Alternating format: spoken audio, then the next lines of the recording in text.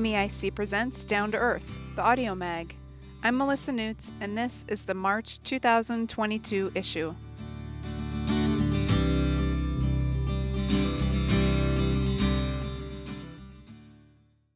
From a board member, written by Steve Gilbert, read by Melissa Newts.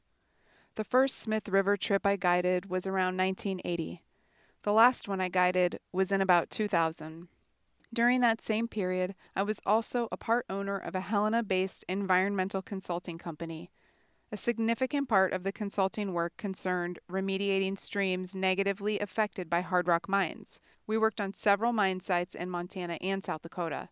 In the pre-mine permitting phase of development of all these mines, Montanans were promised only the best technology currently available would be used. Quote, "Trust us, we love that stream, and a day of fishing too," end quote, the mine companies would say. The script for the Black Butte mine developers is the same one used as Zortman-Landusky, Beal Mountain, Golden Sunlight, and. Trust us, they say. Well, guess what? One after another, those best technologies failed. You and I, our children and grandchildren, will be paying for remediation in perpetuity because Montana Department of Environmental Quality and a long line of governors swallowed the bait of empty promises, including the Jobs for Montanans story. In spite of what the Black Butte developers and DEQ promise, there is a tremendous risk associated with the Smith River Mine project. A quick look at the history of mining in Montana will show that there is momentum in permitting. Once a mine is permitted, it's like the developers have a foot in the door and a free pass from DEQ to expand operations. Every shovelful of earth puts the water quality and fishery in the Smith at greater risk. After all the failed promises, I'll trust only that mining operations will pollute the Smith River. DEQ and the governor will hand out permits like candy at a parade, and the company will sneak back to Australia and Canada while they're getting filthy rich off of Montana resources. Over the last 40 years, the Smith River has had its ups and downs, as have fisheries everywhere do, in part to the vagaries of climate change. But with careful stewardship and no mine, the Smith will continue to provide high-quality recreation and income for thousands of people in perpetuity. It's so nice to think of the Smith flowing clean and sweet with the big trout contemplating the golden stonefly I just dropped into the eddy line below that boulder. That's the kind of forever I hope for. And with MEIC, Earth Justice, Trout Unlimited, and many other organizations and thoughtful people fighting for the Smith, there is hope. I have been an MEIC board member for many years, and it has been very interesting, educational, and sometimes very challenging. I learned a lot about our environment and the many ways it's under constant threat. I thank our lucky stars for the selfless Democrats and Republicans in 1972 who, through the development of Montana's Constitution, gave us the right to a clean and healthful environment. Guarding that right is the focus of MEIC, and for that I am ever thankful, as should all Montanans be. Before the pollution and mining nastiness occurs, the Smith will continue to brighten days for thousands of us, and will forever, if we can stop the greed driving the mine development.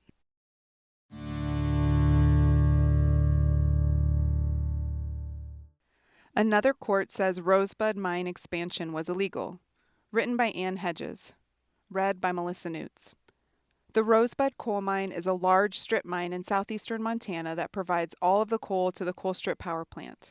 MEIC and our members have opposed a large expansion of the mine known as Area F since it was first proposed back in 2011.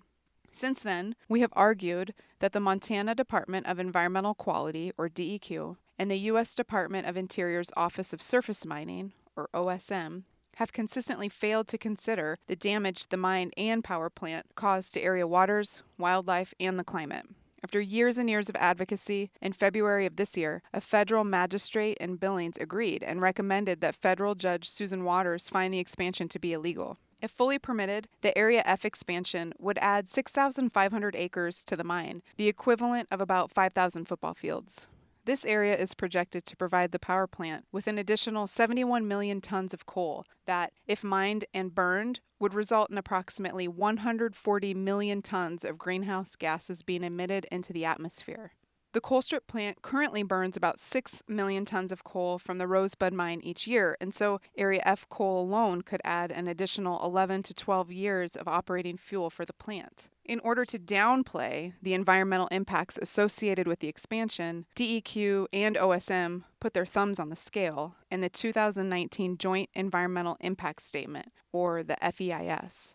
The FEIS calculated the economic benefits associated with the mine expansion, but failed to consider the economic and environmental impacts that burning the coal would have on the climate and water resources. MEIC, Indian People's Action, 350 Montana, Sierra Club, and Wild Earth Guardians challenged the FEIS in federal court.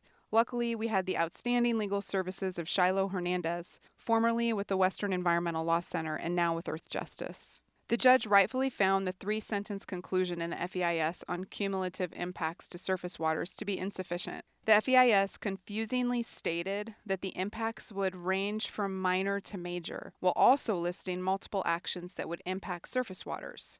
The court also rejected OSM's argument that a DEQ permitting analysis released after the FEIS was completed was sufficient to satisfy the legal obligations of OSM under the National Environmental Policy Act. Finally, the court rejected the government's argument that it did not have to analyze the impacts of the additional greenhouse gases that would result from burning the coal at the power plant. The FEIS listed the continued operation of the Colstrip plant as a major benefit of the mine expansion. Yet, the government argued throughout the legal proceedings that the power plant's impacts to water resources and the climate did not have to be considered, or that their cursory analysis was satisfactory.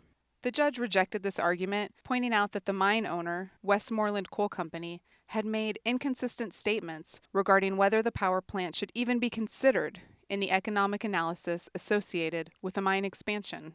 The absurd dichotomy in Westmoreland's argument is this. In one forum, it says that the damages caused by the power plant should not be considered in the mine expansion because the plant would continue to operate by acquiring coal from another mine. Elsewhere, Westmoreland contradicts that by claiming that the Colstrip plant would have to shut down if the mine is unable to extract Area F coal. As an aside, the FEIS said that even without Area F coal, the mine had sufficient coal to provide the plant with fuel until 2030. While Westmoreland and government agencies can't seem to get their stories straight, the law is clear that the impacts of the power plant must be considered in the environmental analysis for the mine expansion. This is an important victory for our climate and for water resources in the arid eastern part of the state. We await Judge Waters' final decision on the magistrate's recommendation.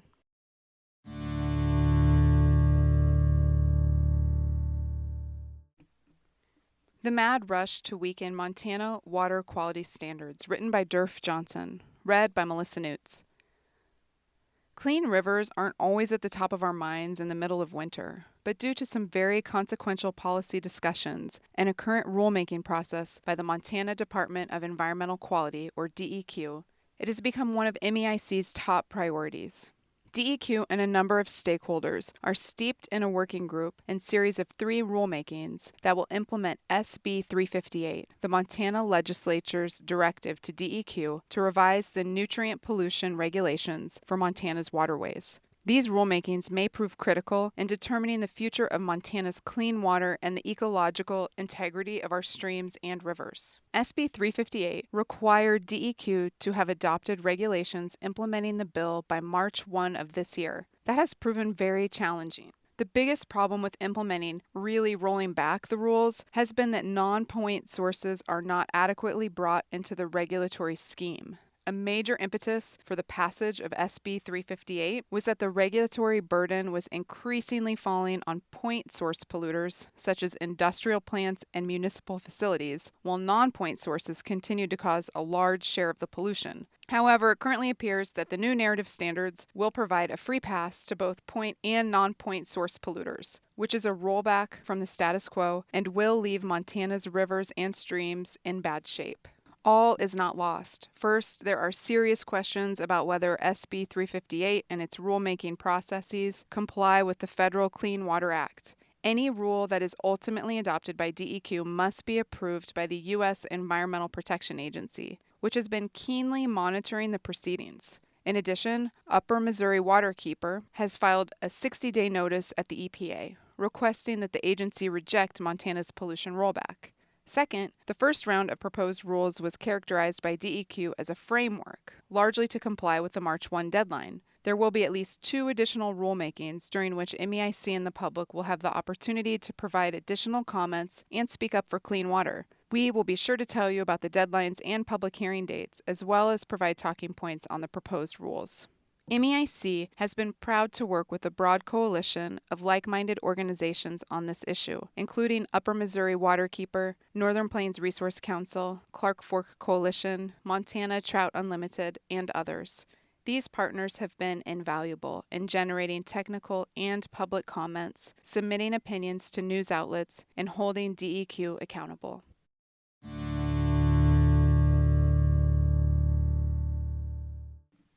DEQ finally heeds tribal concerns about mining at Zortman-Landusky, written by Durf Johnson, read by Melissa Newts.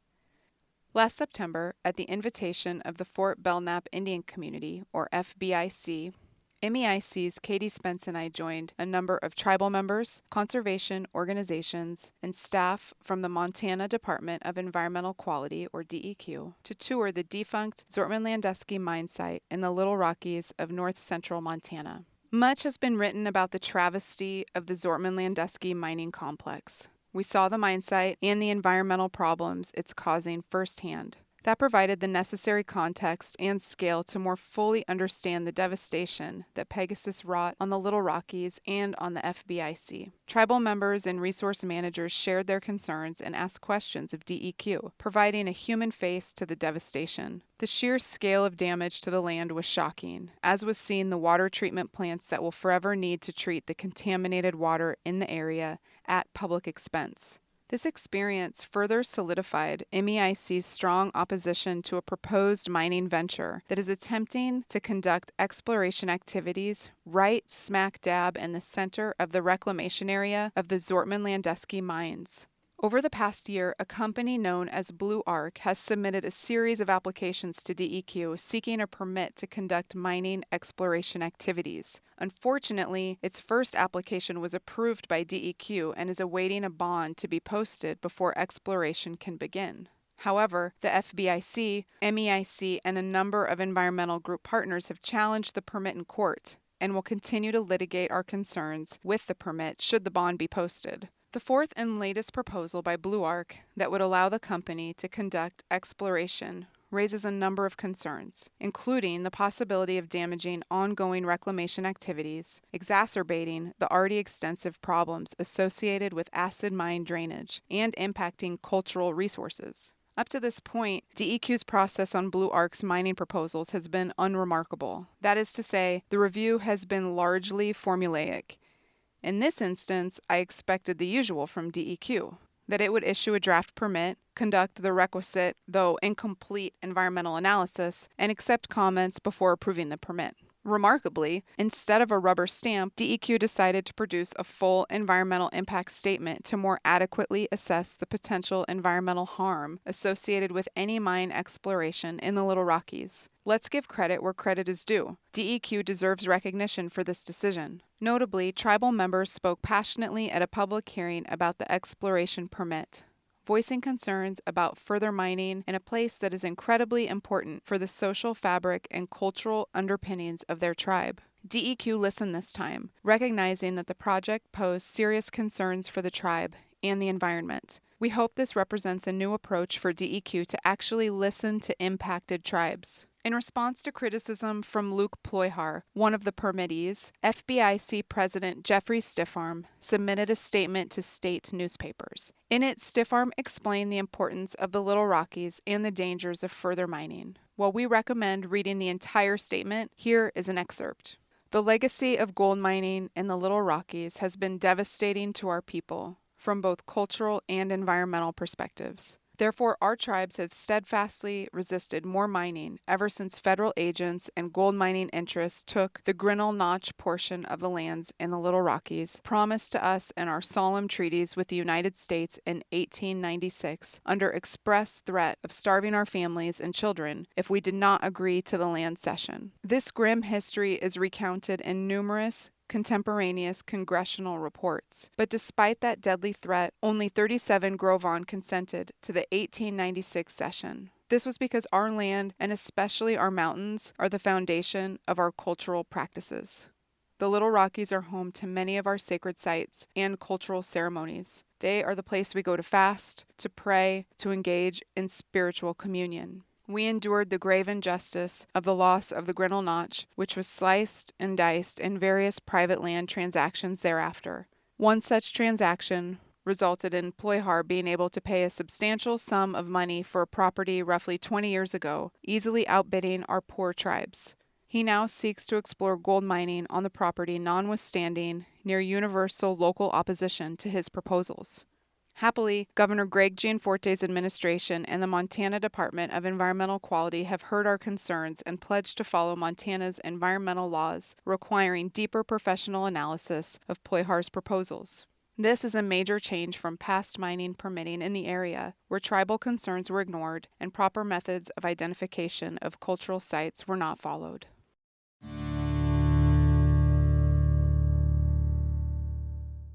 The Laurel Generating Station's Unsafe Pipeline.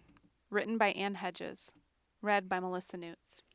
News is scarce regarding how Northwestern Energy intends to proceed with its proposed methane-fired electricity generating plant on the northern bank of the Yellowstone River near Laurel, Montana.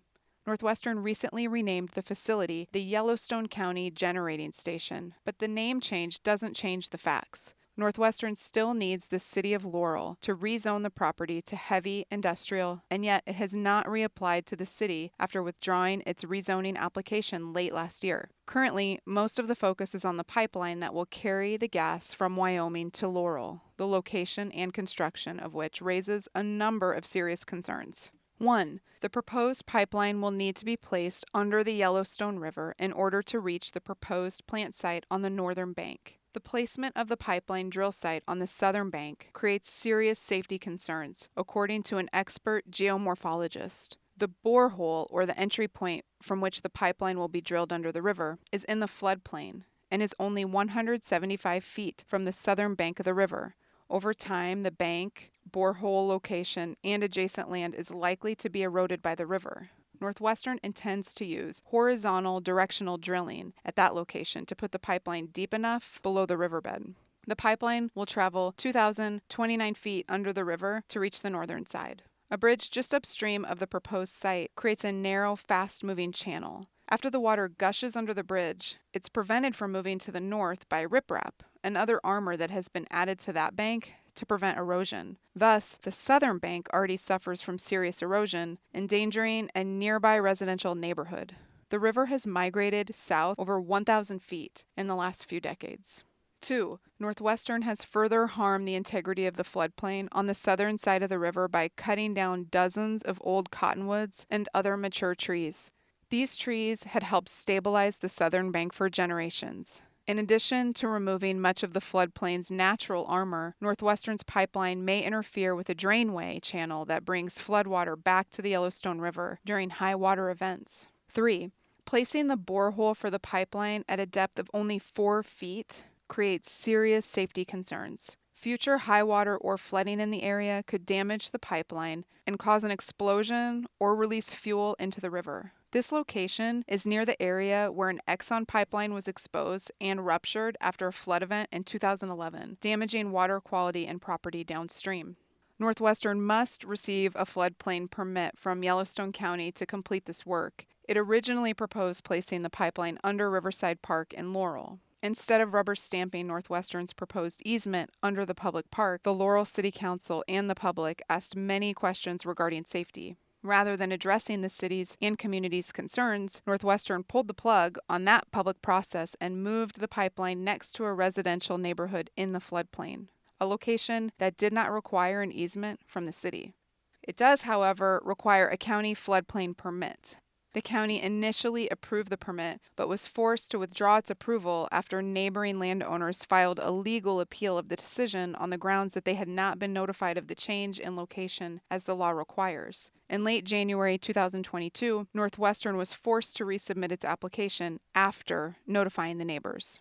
The day after the close of the public comment period, the county floodplain administrator approved the permit without addressing some of the most serious concerns raised by an independent expert geomorphologist or the neighbors. Consequently, the neighbors appealed the decision to the Yellowstone County Commission, which will hold a public hearing on the appeal on March 29. Finally, though all these concerns are troubling enough, they become even more disturbing when considered in tandem with the conclusion of a January 2022 report from a pipeline expert. He found that the actual pipeline design is dangerous. Northwestern intended to place an 8-inch pipeline in a 12-inch casing. The expert found that this design increases the likelihood of rapid and unpredictable corrosion attached to the 8-inch pipe, causing its failure, even rupture. The expert concluded that this design is the most dangerous of safety approaches. Northwestern now says that it will remove the casing after the pipeline is placed. The county must make this a mandatory requirement to protect nearby and downstream property owners. For those interested in attending the Yellowstone County Commission hearing, it will be held on Tuesday, March 29th at 9:30 a.m. in the Stillwater Building, 3rd floor, 316 North 26th Street, room 3108, Billings.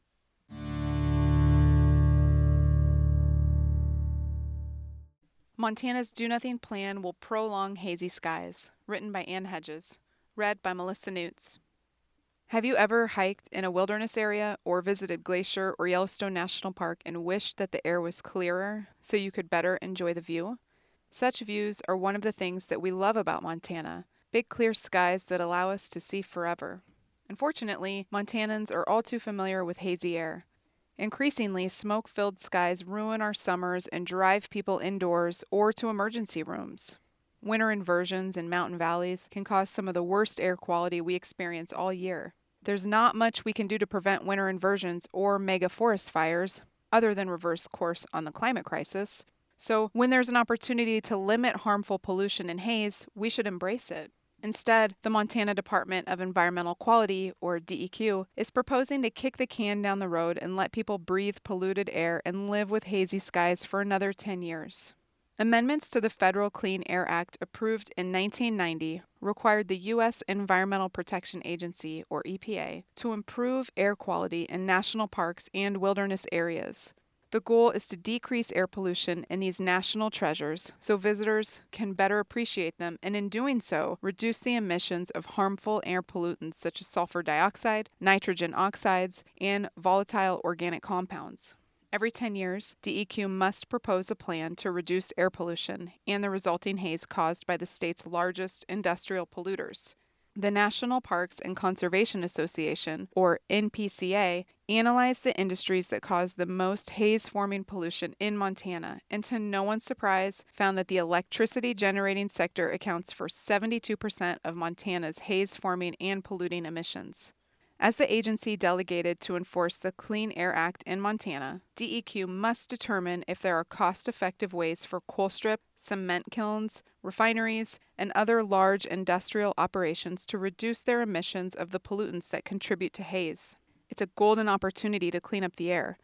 Unfortunately, but unsurprisingly, DEQ is proposing to require exactly nothing of these major industrial sources in this year's plan. No additional controls, regardless of whether the controls are cost-effective.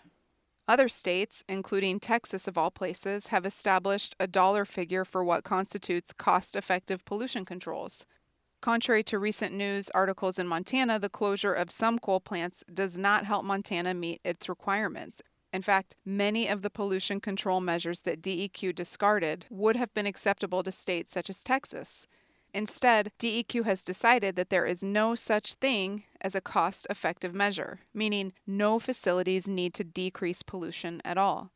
This decision means that without further controls, close to 30,000 tons of sulfur dioxide and nitrogen oxides will continue to be released into the air for the next decade. DEQ is taking public comments on its Do Nothing plan until March 21, 2022, and will hold a public hearing on Friday, March 18th. If you'd like to tell the DEQ that Do Nothing is not acceptable, helpful, or legal, please visit our Action Center to learn more, watch a video, and send comments to DEQ. After DEQ considers the public comments, it will adjust the plan or not, and then submit it to EPA for final approval. If DEQ ignores public concerns and its legal obligations, the public will have an opportunity at that time to tell EPA to reject DEQ's plan and require it to follow the law.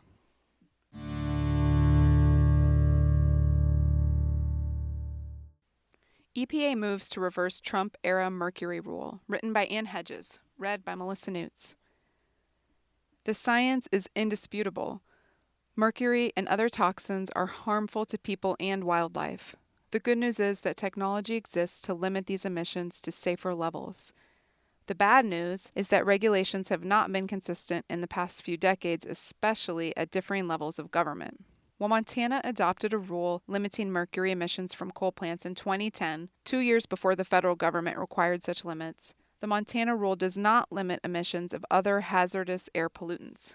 The federal 2012 Mercury and Air Toxic Standards, or MATS rule, limits emissions of mercury as well as additional toxins such as hydrogen chloride, selenium, arsenic, chromium, cobalt, nickel, hydrogen cyanide, beryllium, and cadmium.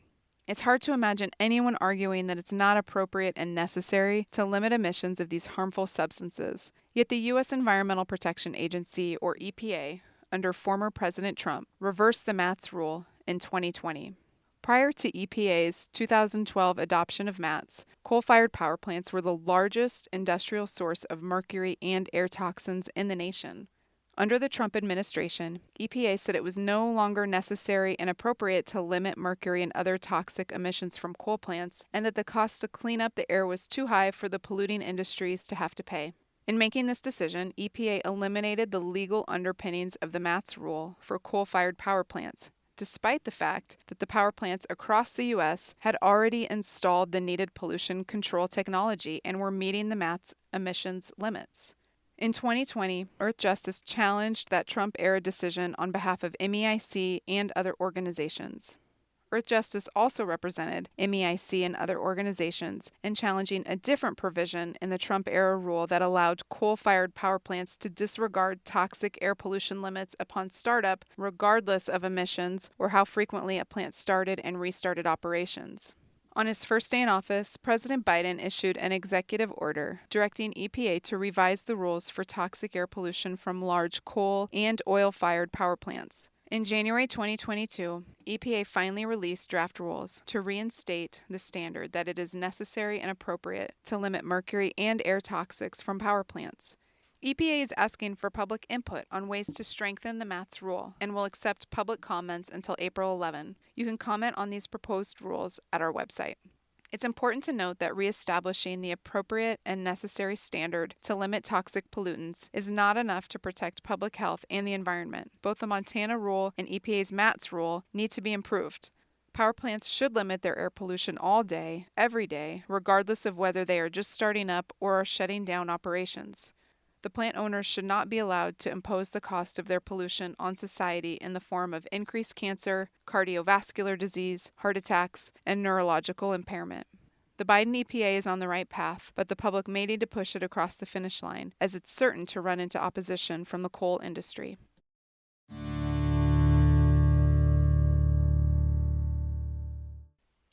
Clear Laws for Clean Cars, written by Ian Lund, read by Melissa Newts. The Montana Legislature's Transportation Interim Committee is studying electric vehicles, or EVs, this year. Its goal is to make EV owners help pay for highways and other vehicle infrastructure. Currently, Montana's gas tax provides almost all the funding for maintaining our transportation infrastructure. Since EV drivers do not buy gas, they do not pay into the transportation fund. A common means of making up this difference is imposing higher registration fees on EVs. 30 states have EV registration fees, ranging from a $50 fee in Colorado to an unusually high $235 fee in Michigan. The median EV annual fee is $120. Here's the real issue with transportation funding, though. The gas tax, and therefore most of Montana's money to maintain its roads, is tied to fuel consumption. The tax is levied per gallon pumped. As vehicle efficiency increases, total gallons of gas pumped decrease, even as vehicle miles traveled increase, 1.6% per year according to the Montana Department of Transportation, or MDT. The result? Gas tax revenue is failing to keep up with inflation. EV registration fees cannot solve the growing gap between gas tax revenue and funding to maintain our roads and bridges. With fewer than 2,000 EVs in Montana, they constitute less than 1% of all vehicles driven in the state. Even an unheard of $500 EV registration fee would bring in less than $1 million annually, a far cry from what is needed to keep pace with rising transportation infrastructure costs. The Transportation Committee is considering other ways to make EVs pay, such as a tax on miles traveled and on electricity used to recharge EVs. These would be complicated and expensive to implement, so registration fees maintain the most expedient solution. According to MDT, the average Montanan pays $156 annually in gas taxes. However, most people that drive light-duty or efficient hybrid vehicles pay much less, while drivers of heavier and less efficient vehicles pay more. The current system encourages vehicle efficiency. MEIC supports a fair EV registration fee that reflects the benefits EVs provide to our transportation system without discouraging their adoption. The Transportation Committee's foray into EV policy brought up more EV issues than just the fees. Northwestern Energy and auto industry representatives testified that Montana's EV laws had a chilling effect on the EV charging landscape. Good EV law should do two things. First, it should create a predictable and attractive regulatory environment for EV tech companies, such as EVgo and ChargePoint, who sell and manage charging services. Second, it should activate public utilities, i.e. Northwestern's natural interest to sell electricity and add to its rate base by allowing them to develop EV charging programs and pass those costs on to their customers. EV law should prescribe clear public benefits that utility investments ought to provide and should require the Public Service Commission to review and approve these programs. Programs could include at-home charging rebates, investment in public charging stations, or investments in stations for underserved communities. Current EV law in Montana prohibits utilities from doing any of this. Montana's current electric vehicle law also discourages private investment in EV charging at businesses because it does not allow for a reasonable profit for companies that want to install EV infrastructure and sell electricity to EV drivers. MEIC recommends allowing reasonable markups on resold electricity for EV charging in order to create a business case for public charging installations.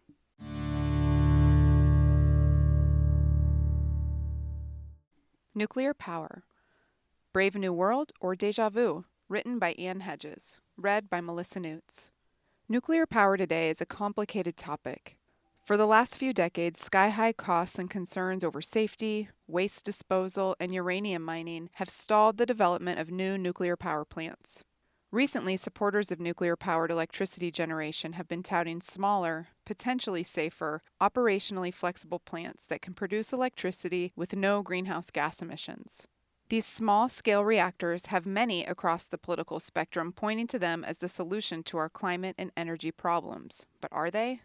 These new nuclear technologies are often referred to as next generation: advanced nuclear, microreactors, mini reactors, small-scale nuclear reactors or SMRs, and Generation 4. Here's a list of some of the projects that have been proposed. Bill Gates and PacifiCorp 345-megawatt natrium-sodium fast reactor in Wyoming will supposedly be operational by the late 2020s, with the federal government footing 50% of the projected $4 billion cost. NuScale's $6 billion, 77-megawatt light water SMR at the Idaho National Lab, whose promoters claim that its test facility will be completed in the late 2020s with commercial development sometime thereafter. Colorado's Oklo Power 1.5 megawatt fast reactor design, which was just denied a license application by federal regulators over unanswered safety issues. All of these technologies use some form of uranium, and none have any long-term off-site storage plans. Concerns about radiation from nuclear reactors always cause permitting delays. Large, sometimes gigantic, cost overruns are also the rule, rather than the exception. These issues and others lead many experts to doubt that this technology could be available in time to meet decarbonization needs. Last year, the promise of this new technology caused the Montana legislature to repeal a 1978 citizens' initiative that established state-based safeguards for nuclear energy development and a requirement for a public vote before a nuclear project could move forward. The legislature also passed a bill to study this technology to find out if it could replace the Colstrip coal-fired power plant. In January 2022, the legislature's Energy and Telecommunications Interim Committee heard from 3 speakers about this new technology: a former nuclear reactor commissioner who oversaw the licensure of 20 nuclear reactors, was not optimistic. Even the optimistic pro-industry speakers admitted that, even under the best-case scenario, these reactors won't be ready for commercial development until the end of the decade, and there is still no long-term off-site waste storage option. In the coming months, the committee will hear from experts about the immense financial commitments this technology requires to become commercially available. The high price tags of these facilities are widely expected to be their Achilles heel. A new report released in February 2022 by the Institute for Energy, Economics, and Financial Analysis, or IEEFA, focused on the financial viability of NuScale's proposed SMR technology.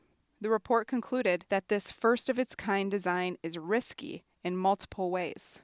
For starters, this kind of device has never been built, operated, or tested, and this project is already years behind schedule and way over budget. 7 municipalities in Utah pulled out of the project last year due to its then-current $6 billion price tag. IEEFA critiqued NuScale's optimistic construction cost, building time horizon, operation costs, and claims about operational flexibility to meet changing energy demands. It concluded that NuScale's estimates for all 4 of these areas were erroneous, out of date, unsupported, and exceedingly expensive compared to renewable energy technology combined with electricity storage. A recent letter from a former head of the UK's Radiation Risk Committee and the 3 former heads of nuclear regulation in Germany, France, and the US stated that while climate change is an impending disaster, the reality is nuclear is neither clean, safe, or smart, but rather a very complex technology with the potential to cause significant harm. Nuclear isn't cheap, but extremely costly, and nuclear is just not part of any feasible strategy that could counter climate change. Many advocates of this proposed new era of nuclear technology have a sincere interest in rapid decarbonization of world electricity generation and hope that this will be a silver bullet. However, the more we learn, the more we are concerned that this emerging technology isn't a silver bullet, but instead a poisoned dart that could delay affordable and meaningful action on climate change until it's too late.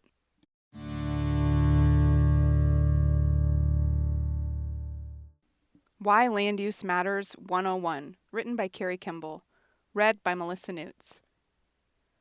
When MEIC was formed in 1973 to give a voice to Montana's environment at the state legislature, one of the organization's priorities was establishing and defending sensible land use planning and zoning measures that also provided environmental protections. At their most basic level, land use laws are intended to protect public health, safety, and the general welfare of our communities, though it doesn't always work out that way.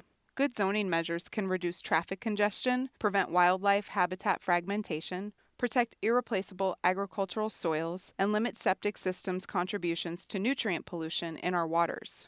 Mixed-use, higher-density zoning in Montana towns and cities has the potential to foster walkability and affordable public transportation options while saving taxpayers money on infrastructure costs with, for example, fewer sewer mains, water mains, and roads to build and maintain. All told, land use laws have huge implications for our day-to-day quality of life and even our ability to wean ourselves off of fossil fuels. Ideally, planning and zoning laws reduce conflict between individuals in a community and prevent them being a nuisance to one another. For example, a distractingly noisy widget factory sited beside an elementary school would probably degrade the learning environment for kids. Unfortunately, exclusionary zoning has also been used in discriminatory ways to prevent people of color or lower incomes from living in the same neighborhoods as white or wealthier people. For example, in the 1910s, local and federal officials across the U.S. began to promote zoning ordinances that would reserve certain neighborhoods for single-family homes, which were often only affordable for white people because of the discriminatory lending practices. This also prevented the construction of more affordable apartments or denser developments in those neighborhoods. During the same era, many residences also had deeds that prohibited occupancy by people of color. Today's less exclusionary zoning practices are driving skyrocketing real estate prices through creation of large minimum lot sizes and single-family residential zones that often require lots of space for parking multiple vehicles. Zoning, however, can also have very important benefits. Several of MEIC's victories have hinged on zoning. In 2010, the Montana Supreme Court ruled in favor of MEIC and partners to block construction of the coal-fired Highwood Generating Station in Cascade County. The rationale was that the area was zoned for agricultural use, and an authorization to construct a coal plant would have required changing the zoning to heavy industrial use, eliminating agricultural potential, and ultimately constituting a legal spot zoning. In today's fights, zoning could prevent open-cut mines from draining neighboring wells and disrupting neighbors with constant noise and dust. Zoning could prevent a proposed methane gas plant from poisoning airsheds, damaging rivers and watersheds, and creating constant noise and hazards for nearby neighbors. Land use laws have the potential to make or break our access to a clean and healthful environment. During the 2021 legislative session, we saw several attempts to minimize the influence local communities can have on local land uses, and generally to shrink or dilute Montana's land use laws. Thankfully, the worst ideas were rejected. However, we anticipate more of the same at the 2023 session. Too many legislators in Montana trust corporate real estate developers and mining industry magnates to make better decisions about public health, safety, and the general public welfare than actual members of our community. They subscribe to a belief that the immediate profit potential determines the highest and best use of land. But Montanans know firsthand how the Copper King model of governance worked. What's best for short-term corporate profits is rarely what's best for Montanans. Indeed, before people of European descent came to this part of the world and applied their values about the, quote, best, end quote, way to use the land, Indigenous people were living in relationship with the land, developing lifeways and land uses based on extensive knowledge. We would do well to better incorporate more traditional knowledge into modern land use practices. That's why MEIC will continue to fight for land use protections that promote sustainable, diverse, thriving communities for all people and ecosystems, not toxic wastelands and soulless suburban sprawl that benefits only the wealthy few. If you're interested in land uses and want to be involved, contact MEIC Campaigns and Advocacy Director Melissa Newts at mnewts@meic.org.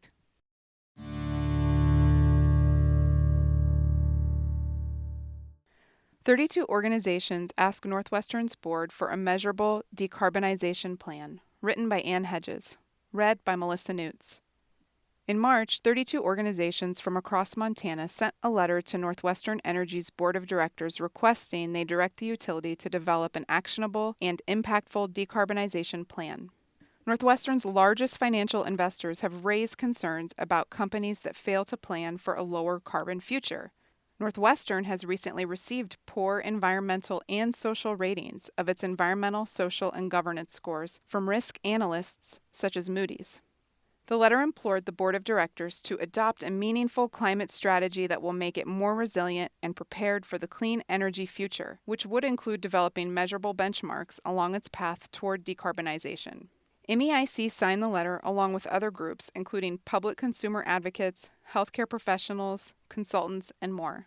The same day the letter was sent, Northwestern released a statement announcing its goal to be net zero in carbon emissions by 2050. While a noteworthy first step, Northwestern remains a decade behind other utilities in the region that have planned for and are currently decarbonizing. In fact, Northwestern's net zero goal calls for building more fossil fuel pipelines and generation facilities until 2035 and omits important benchmarks for emission reductions. Northwestern's proposed approach would move the utility in exactly the wrong direction and is in opposition to the goals of its largest investors.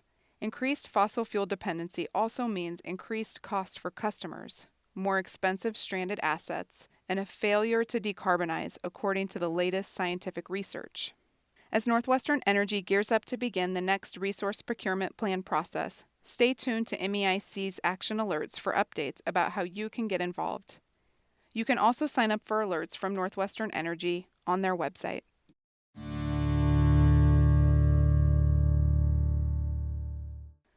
Open Cut Rulemaking in Progress, written by Ann Hedges, read by Melissa Newts.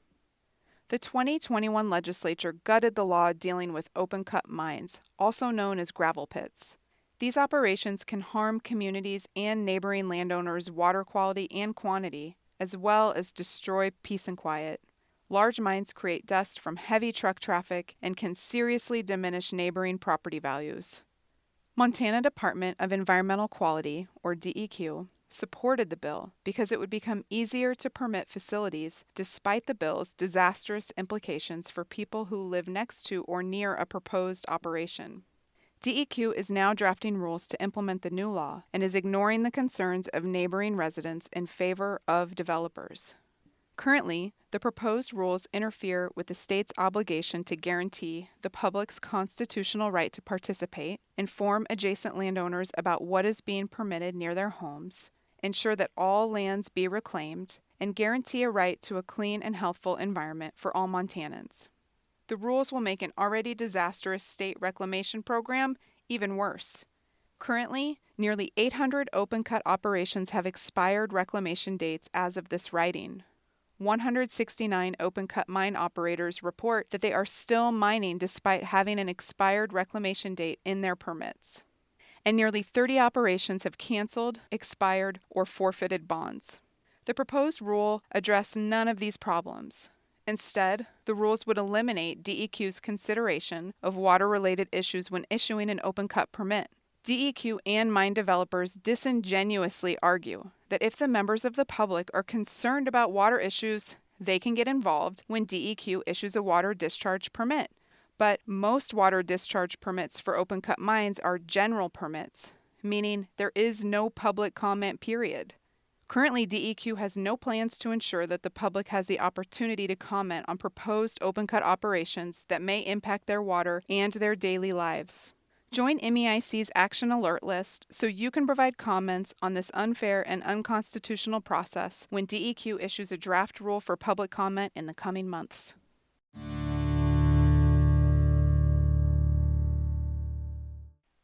Transmission: A Key to a Clean Energy Future, written by Ian Lund, read by Melissa Newts. The transition to clean energy as our principal source of electricity depends on our ability to build and deliver it. Building clean energy resources is easy, but delivery is hard. We move electricity around on two types of wires: transmission lines and distribution lines.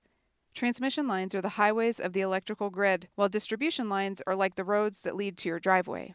The lines can only carry so much electricity at a time, and energizing them beyond their rated capacity can damage them. The limited capacity of transmission lines needs to be addressed before we can power the world with clean energy. Renewable energy is predictably inconsistent. Where the sun shines and when the wind blows will not always be at the place electricity is needed. Contrary to many naysayers, this will be a feature, not a bug, of our future energy system.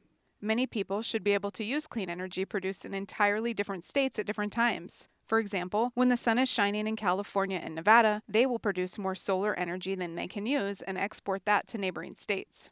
And when the wind blows across the northern plains, Montanans can send the excess wind power to Washington and Oregon. If all these regions are connected properly through the transmission system, balancing demand for energy with the intermittent supply of renewables becomes a lot easier. The importance of this relationship is being demonstrated right now between Washington and Montana. Washington has more ambitious climate goals than Montana and has long eyed our windy plains as a means of decarbonizing their electricity supply. Puget Sound Energy, or PSE, a Washington-based utility, owned a share of the now-closed Colstrip Units 1 and 2, but they owned more than the generation capacity. PSE owns the right to transmit energy on the lines leaving Colstrip. When they reach Townsend, the lines become the property of the Bonneville Power Administration. Bonneville moves power to PSE's customers in Washington. Since the Colstrip units closed, PSE will use its share of transmission capacity to import electricity from a new wind farm being built north of Colstrip. However, PSE will have a difficult time procuring more wind energy from Montana without either additional transmission capacity or the closure of more Colstrip units to free up space on the existing transmission system. It's not easy to build new transmission. These projects are very expensive and complicated. Financing and siting lines is challenging because the benefits of new projects accrue only to the generators, that is, a wind farm, and the off-takers, like the customers on the other end of the line. The politics are similar to building a freeway through a town without any on or off ramps. Communities often resist large transmission lines across their land if they won't get any energy. Transmission planning in the West happens mostly within the boundaries of a specific balancing area. The West has 38 such areas. Northwestern Energy's service territory, labeled NWMT on the map, you can find the link in the show notes, is one such balancing area. What we need is a way to plan regional transmission projects that aligns the supply of potential renewable energy with the demand. There's actually a term for this: Regional Transmission Organization, or RTO. RTOs are nonprofit, independent coordinating entities that direct the operation of the transmission system across their service territory on behalf of their member utilities. RTOs are common in the eastern U.S., but do not exist in the West, save for the California Independent System Operator. Their chief task is making sure the electric system is managed efficiently. Specifically, they work to balance electricity supply and demand on a regional scale, as opposed to each utility performing this task within the limited constraints of its own service territory. RTO formation is voluntary for groups of large utilities that share transmission resources. One thing we're watching closely at MEIC is the West's incremental progress towards RTO formation. A Department of Energy commissioned study released in July 2021 found that establishing an RTO in the West could create more than $2 billion in benefits to the region by 2030, much of which would be a savings to ratepayers. The concept has already been proven in Montana. In June 2021, Northwestern Energy joined the Western Energy Imbalance Market, which allows utilities across the region to trade energy on a short-term basis based on when it was most economical to do so. In the last 6 months, Northwestern and its customers received $5.87 million in benefits from participating in the market. By pooling their resources, utilities can save on costs, better utilize renewable energy, and reduce their need for operating reserves. MEIC supports RTO formation, building more transmission, and other steps to modernize the way we manage energy in the West.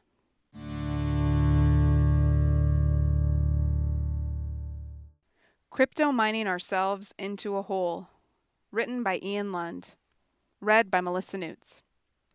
Cryptocurrency mining facilities tend to crop up in areas with cool climates and cheap electricity. Like data centers, which are used to store information in the cloud, these buildings contain little else besides computers running 24/7 and HVAC systems to prevent overheating.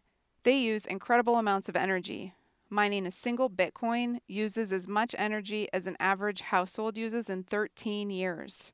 Given that one Bitcoin is currently worth $37,000, it's a clear injustice to prioritize the wealth of a few speculators over the energy needs of the many. Cheap energy in, funny money out. Why make this business MEIC's business? Crypto mines' voracious demand for electricity is prolonging the life of fossil fuel generation plants. Specifically, crypto mines are buying or plugging into uneconomic, slated to close coal plants. Montana's own Hardin Generating Station is a prime example of this trend. Meant to close in 2020, Hardin was bought by Marathon, a Bitcoin mining company, and today trades record-level coal burning for digital money at a great profit and great cost to our environment. It's worth noting that other than a few jobs to maintain their operations, these facilities provide no value to local communities or the state of Montana. Crypto mining advocates are quick to point out that the industry is working on greening up its electricity supply through renewable power purchase agreements or renewable energy credit offsets. However, renewable procurement does not occur in a vacuum. There is a finite amount of renewable development that can occur annually due to limited sites, interconnection constraints, and developer funds and capacity. Why should that clean energy go towards crypto, get-rich-quick schemes rather than to powering homes and businesses that provide value to Montanans? So, what's MEIC's game plan? Given that the costs of hosting and supplying electricity to crypto mines in Montana demonstrably outweigh the benefits, we are considering proposing policies to address the impacts of crypto mining. Many countries around the world, such as China, have outright banned mining for various reasons. No U.S. state has introduced regulations to slow development. Montana has an opportunity to lead the way in protecting its inhabitants and energy system from the undue burden of hosting crypto mining facilities. We have identified 4 potential tiers of regulation, from most stringent to least. 1. Ban large-scale crypto mining. This would solve the problem, but will also create the most opposition. 2. Impose a tax on every unit of cryptocurrency produced at a facility or on every kilowatt hour of electricity used. Energy usage might be easier to track and enforce. 3. mandate using renewable energy, require that large-scale crypto mines procure their energy from renewable sources. This would still hamper the clean energy transition due to opportunity cost, but at least it protects clean air. 4. Promote efficiency. Work within existing crypto structures to promote more energy-efficient approaches to mining various currencies. Since it appears that cryptocurrency may be more than a passing fad, stay tuned for future action alerts.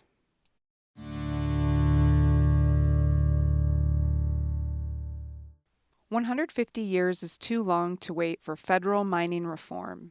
Written by Durf Johnson. Read by Melissa Newts. The 1872 mining law is one of the worst, if not the worst, federal law on the books concerning environmental and natural resources on public lands. Passed 150 years ago, it still governs the development of hard rock mines on federal lands, but it does not provide for royalties or require a comprehensive system to evaluate, permit, develop, and reclaim hard rock mines on those lands. It was passed at a time when environmental considerations were nil and mining technology was primitive.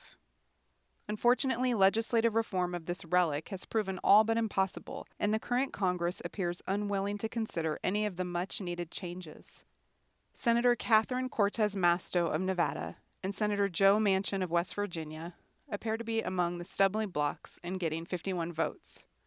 However, even without full legislative reform, there is the potential for some relatively significant changes to the rules implementing the 1872 General Mining Act at the Department of Interior, or DOI, and Bureau of Land Management, or BLM. Last fall, MEIC partnered with a number of sovereign tribes and nations, indigenous organizations, and environmental and conservation organizations in petitioning DOI for a rulemaking to modernize the agency's rules. DOI and BLM are now considering this petition. Among the main updates requested are that the rules establish meaningful tribal consultation, indigenous resource protections, and systems that seek to achieve the free, prior, and informed consent from impacted communities, prevent the unnecessary or undue degradation of lands and waters impacted by hard rock mining operations through waste management disposal requirements and water protections, increase consideration of climate change-related impacts on public resources and how these changes should govern the regulation of hard rock mines, implement a more thorough process for regulating the management and storage of waste if a mining operation utilizes tailings dams. These changes could not come at a more important time for our public lands and hard rock mining. Just last month, the Biden administration released a set of principles for the reform of hard rock mining on federal lands. It stated, quote, "There is a growing need for responsibly sourced critical minerals to meet our climate, infrastructure, and global competitiveness goals," end quote. This set of principles was followed by a DOI announcement that it would establish an interagency working group to lead an administration effort on legislative and regulatory reform of mine permitting and oversight. Without a doubt, changes are coming for mining on federal lands. They will not be the comprehensive legislative changes that many of us who care about clean air and water would like to see, but these changes will be significant nonetheless. It is critical that tribal communities, environmental organizations, and public land advocates have a voice and a vote at the table.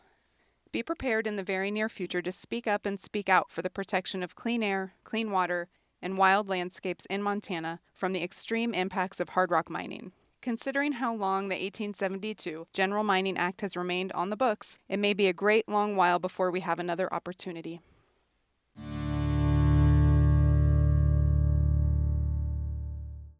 How to be an advocate. Participating in Montana public processes. We've always been impressed with MEIC members' knowledge and drive when it comes to participating in public, usually governmental, processes. Whether you're a frequent writer of letters to the editor, send petitions to legislators, or regularly take to the podium for public comment, there are many ways to get involved and elevate your advocacy to the next level. Familiarize yourself with the governing bodies in your area. No matter where you live in Montana, you're under the jurisdiction of more than a handful of governing entities. We all live in House and Senate districts. City dwellers are also governed by a city council and a county commission, and rural county dwellers have to live with the decisions of the same commission.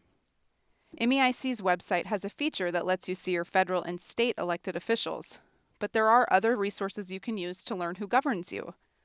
Websites such as Ballotpedia and Who Governs Me have information about elected officials, and the Montana Association of Counties has a full state directory of county officials. To keep track of what's happening at the local level, become familiar with your city and county government websites. Many post meeting agendas and minutes, in addition to listing their boards and committees. Sign up for notifications and watch for public notices. One of the toughest things about getting started in public advocacy is getting tuned in. Some agencies, such as the Montana Department of Environmental Quality, have newsletters and/or issue alert emails that you can sign up for. City and county bodies may rely on public notices and local newspapers, but should have information available on their websites or even specific government bulletin boards. Note important dates, including opportunities for public input. Montana's Constitution guarantees the right of public participation before an elected legislative body can vote on an item, which often takes the form of a public comment period and/or a public hearing. During some executive branch administrative processes, such as rulemakings, there are also opportunities to submit comments. These processes are required by law to be announced with notice and last for a specific period of time. The notice and comment timeline often varies at city, county, and state levels. Most public meetings also have a general comment period, so the public can give comments about issues not on the agenda but under the jurisdiction of the decision makers for a particular meeting. Submit a public comment. Writing a public comment can be as simple or complex as you have time and energy for. Unless you are writing detailed technical comments, the most important thing to remember is that public officials are busy. State your stance on the issue clearly. Back it up with the few relevant points and sincerely thank them in as few words as possible. The easier it is for officials to quickly gather your stance, the more likely that they will read and consider your whole message. Testify at a hearing. Many public processes include a public hearing at the end of the legislative process. A good practice is to prepare to give 3 minutes of comments, though we've seen testimony as short as 1 minute. Thank the body of people you're addressing, state and spell your name, share your address if it's required, and give your comments. We'll write another article in the future going into more detail about writing public comments and testifying. Write a letter to the editor, or LTE, or opinion editorial, op-ed. Now that you're well versed on the issue you've been following, share that information with your community. Letters to the editor are shorter, often about 200 to 300 words. Many are posted on the publication's website and social media, even if they're not printed in the paper. Op-eds can be longer. Most newspapers in Montana accept up to 700 words, but check your local paper's restrictions before you begin.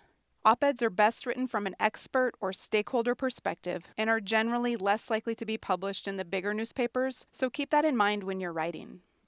Tell your neighbors, friends, and family members about the issue.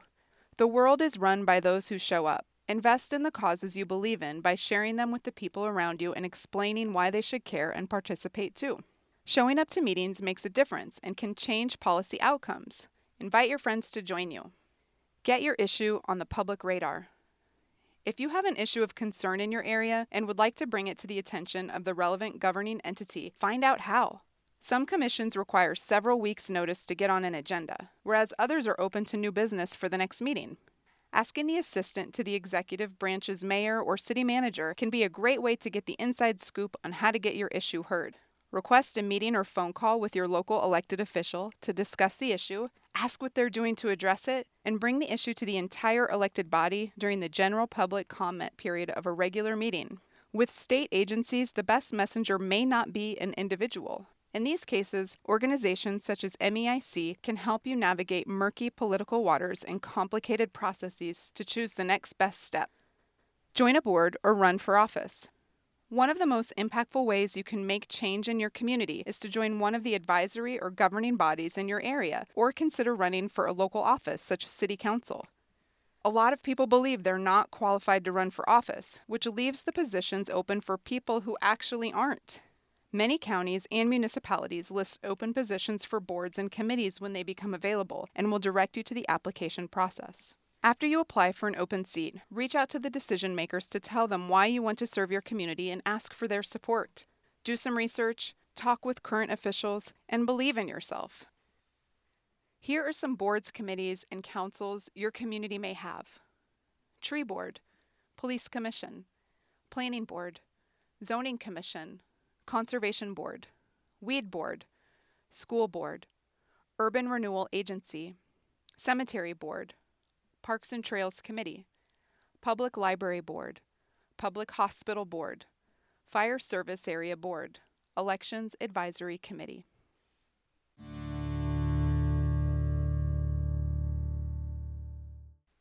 Two Smiths in a Day, written by Steve Gilbert, read by Melissa Newts. In honor of Steve's final term as an MEIC board member, we're reprinting a story he shared in 2015 in our Smith River Defender newsletter. Montana's Smith River is beautiful from head to toe, from its Belt, Little Belt, and Castle Mountains origins to its confluence with the Missouri River between Ulm and Great Falls. The roughly 60-mile-long stretch of the Smith most commonly floated or paddled reaches from the mountains to plains and passes through a spectacular limestone canyon. Lots of people love this float, and floating permits are getting harder and harder to come by. I consider myself lucky to have spent seemingly countless days and nights beginning in about 1980 along the river from the put-in at Camp Baker to the takeout at Eden Bridge. I've also been lucky to have seen the river many different ways.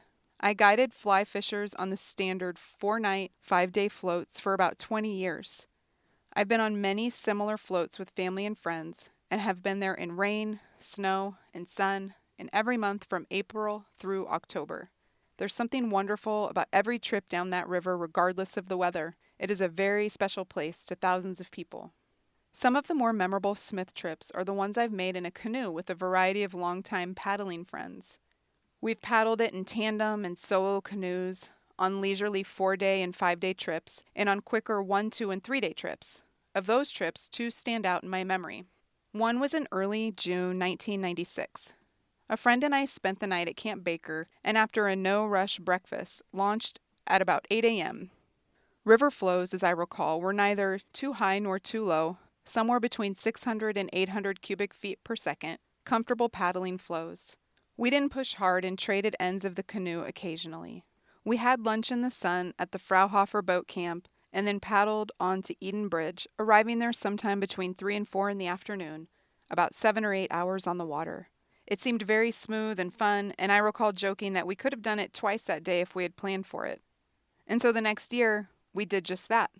In late May 1997, we checked in with river rangers at Camp Baker to explain our plan to leave very early in the morning and paddle the 60 miles twice, each launch with a separate permit. We were up at 3:15 a.m. and were on the water at 4:10 a.m. It was as dark as the inside of a cow, and our little headlamps were worthless. River flows that day were almost uncomfortably high, between 1,400 and 1,650 CFS. Somehow we put the sound of rushing water out of our minds and concentrated on staying upright and afloat in spite of not being able to see anything. We reached Rock Creek Boat Camp in the first streaks of dawn a little after 5 a.m., about 9.5 miles from the put-in. We waved at yawning friends emerging from their tents at Parker Flat around 7:30 a.m. and saw them again at Ridgetop during our second run. Throughout the day, we stopped every 4 hours for 5 to 10 minutes to stretch, eat, drink, and swap ends of the canoe. Our first trip to Eden Bridge ended at 10:30 a.m., 6 hours and 20 minutes for the 60 miles.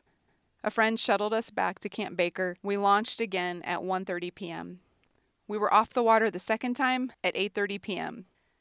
So our 2 60-mile trips took 13 hours and 20 minutes. We celebrated briefly, then drove back home to Helena. Fortunately, neither of us has seriously contemplated a repeat of this double, but we continue to apply for permits, and one way or another seem to find a way to enjoy the magic of the Smith River's water and canyon at least once a year. If we can put the threat of a mine on Sheep Creek, an important tributary of the Smith, to rest, the Smith, just as we have known it, should make people smile forever.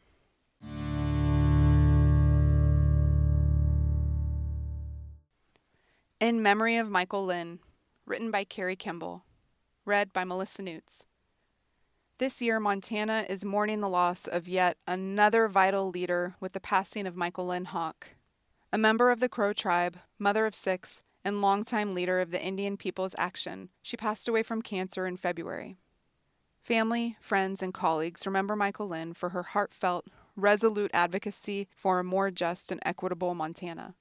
From addressing the disproportionate harms to indigenous communities from toxic mining pollution and oil pipelines to policing to inequitable healthcare access, her work touched the lives of so many. Quote, "I knew her as a fierce, unwavering fighter for people," end quote, remarked Miho Lee of the Social Justice Fund Northwest, an organization that awarded Michael Lynn its Jeanette Rankin Award in honor of her activism. MEIC's staff will particularly miss the steadfast energy Michael Lynn brought to Montana's environmental advocacy scene. She could often be found working in the background to organize support for good policies and forestall bad ones. Michael Lynn's persistent, under-the-radar coalition building was crucial to success in fighting against fossil fuel interests. This was especially the case when she skillfully coordinated a network of activists in opposition to the Keystone XL pipeline. Disinclined to seek the spotlight, Michael Lynn's actions stemmed from her love of her community rather than ego. MEIC's Ann Hedges reflected on one of her experiences working with Michael Lynn at the Capitol to stop a legislative proposal related to the Colstrip Power Complex in 2015. Michael Lynn's keen sense of justice made her an exceptional advocate. She persuasively noted the bill's benefits flowing to Colstrip's wealthy corporate owners while unfairly burdening neighboring tribes as well as low-income Montanans with unaffordable energy bills. Her research led to the creation of graphics, fact sheets, and arguments that eventually won the day and protected air quality for the Northern Cheyenne and Crow. She was dogged and tireless in her desire to help the less fortunate and oppressed. Her life's work for healthier air, water, land, and a life-sustaining climate inspired MEIC to award Michael Lynn our Conservationist of the Year award in 2019. We are grateful to have celebrated her contributions during her lifetime and grieve the loss of future opportunities to join with her in advocacy for environmental justice. Our hearts are with her family and community members who are most keenly feeling this loss.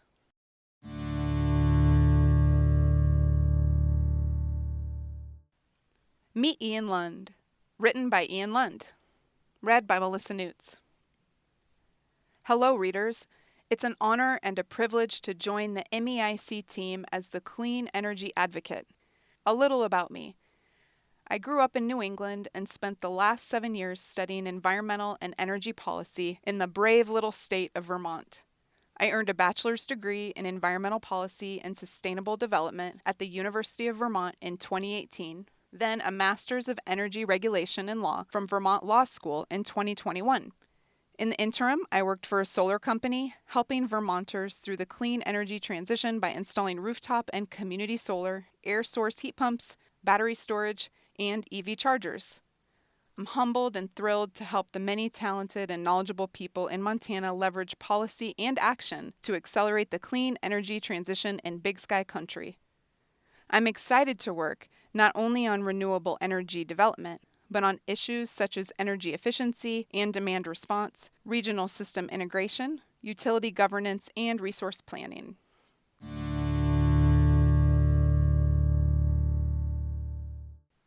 Mom Guilt, written by Carrie Kimball, read by Melissa Newts.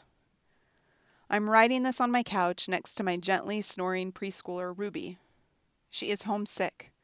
Again. The 10th day out of the past 30 that my husband and I have cobbled together sick and vacation leave to stay home with her. I'm building a multi-layered parfait of guilt for not contributing adequately to MEIC, for pickling Ruby's brain with another hour of electronic babysitter, aka PBS Kids, while I jump on Zoom meetings, and also for knowing that too many families lack the privileges of sick leave and accommodating employers. Amy Westervelt eloquently described this phenomenon in her essay in All We Can Save, writing, quote, "I'm reminded of parenthood and its requirement of endless trade-offs, thousands of choices between short-term and long-term benefits. Do I leave my kid sleeping during an unexpected nap and take advantage of a free hour of work time, but deal with the consequences later when he's up until 10? End quote. The base layer of my guilt parfait is anguish about the state of the world that we're passing down to Ruby's generation and future generations. Because of climate change and other forces of inequity, Ruby's world will be increasingly characterized by extinction, drought and flooding, cataclysmic wildfire and weather events that in turn will prompt crop failures, famine, human conflict, displacement, and generalized suffering. In Montana, smoke from increasingly severe wildfires will impact air quality, exacerbating asthma and other respiratory diseases in the young and elderly. Even if Ruby's relative privilege shields her from the worst, most immediate climate chaos impacts, I'm worried about what it will mean for our shared humanity in a world with so much suffering. Sometimes the magnitude of these problems and my grief about our broken world overwhelm me. I feel keenly aware that our days on this planet together may be limited, and I'm tempted to pack our ragtag crew into our truck to go live in the woods. Again, Westerfelt's words resonate. Quote, "Every day I have to choose between what's best for my own kids, probably more undistracted time with their mother, and what's best for everyone's kids, doing everything I can to ensure a livable planet. And for a lot of those hours when I'm worried about humanity, I am shushing or ignoring the little humans who are in my direct charge." End quote. I may not be making Westervelt-level contributions to fighting climate change, but I can do my part. Running away from these challenges would be an abdication of responsibility when the stakes couldn't be higher. Westervelt's essay also reminds me the true nature of our world is one of interconnectedness across political differences, generations, species, etc.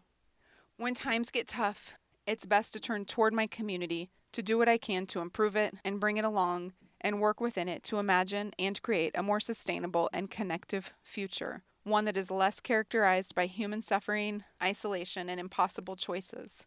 It takes a village to raise a child, and it takes a whole lot of villages to save a planet.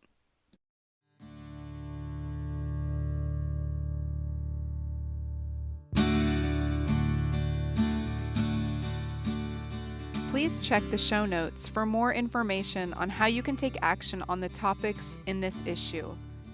If you enjoyed this issue and find value in our work, please consider becoming an MEIC member by donating today. Thanks for listening.